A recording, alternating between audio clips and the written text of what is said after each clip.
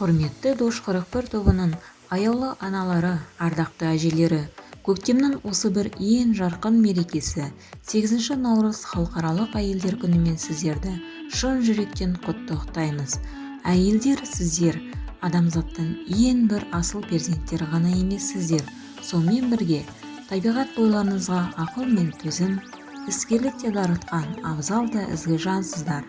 Баршаңызға мол бақыт, істеріңізде сәттілік, қазақ еліндегі бейбіт пен тыныш өмірдің шырқы бұзылмауын тілейміз. Әр шаңырақтың ырысы ортаймасын, балаларыңыз бен жақындарыңыздың барлығы аман сау, денсаулықтары мықты болып, сіздердің әрқайсыңыздың жан жүректеріңізден ертеңгі күнге деген сенім мәңгілік айнымасын. Өмір сізге жылы сөзін арнасын, қайғы-мұңға жүректе орын болмасын, жанарлардан күн күлімдеп әрқашан ай мен жұлдыз кеудеңізде орнасын.